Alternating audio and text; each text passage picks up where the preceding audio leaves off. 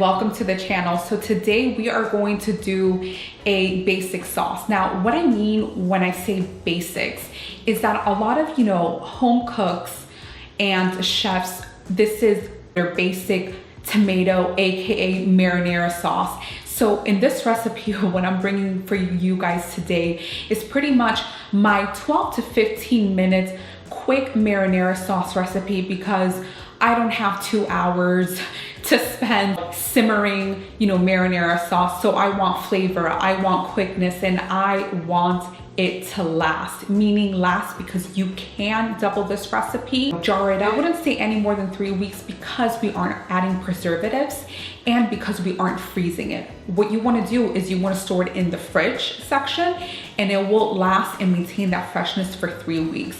You can do this dish, and you can put this dish with like shishuka, do a sofrito with this sauce.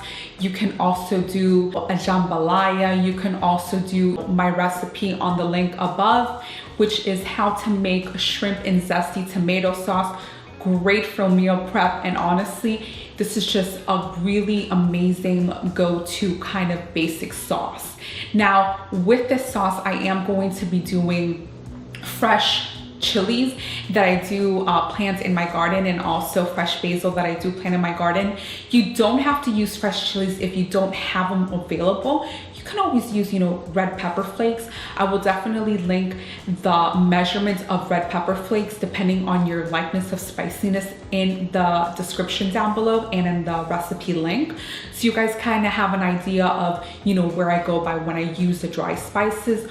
Also, if you don't have fresh basil, or even if you want to switch it up, you can do like 1 teaspoon of dried basil, 1 teaspoon of like dried oregano. You can mix this up and make this your own, like I always say. And I hope you guys enjoy this a lot, and that you make it and that it becomes your saved up item that you can always go back to.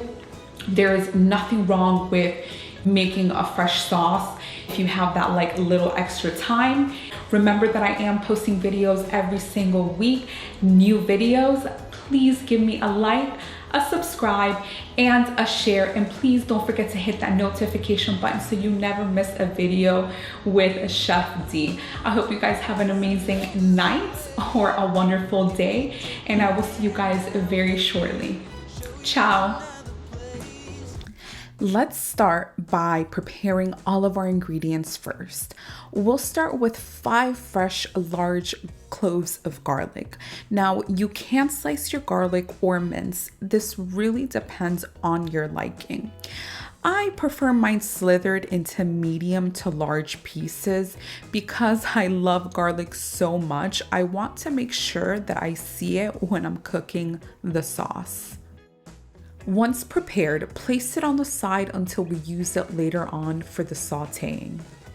To make things simpler on myself, I like placing a paper towel on the surface for more stability when opening the can of tomatoes.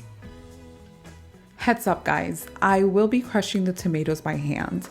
I tend to like this method better because it keeps the color redder without oxidizing it if you were to be using a food processor. I also love this method because it makes the sauce chunky, smooth, and imperfect. Now for the seasonings. Gather your oregano, salt, and red chili pepper flakes.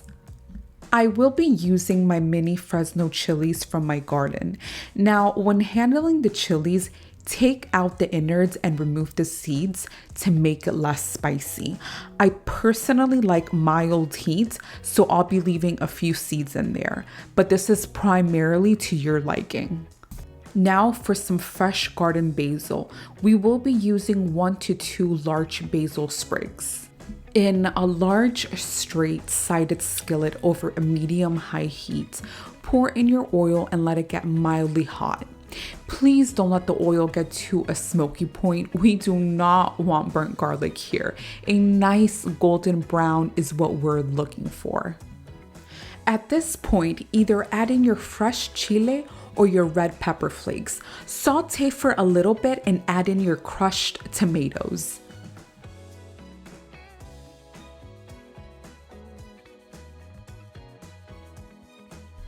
Let the sauce come to a light bubble and start adding in the oregano and stir.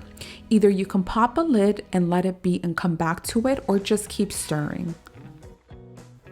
Pour in your reserved tomato water, salt, and fresh basil sprigs.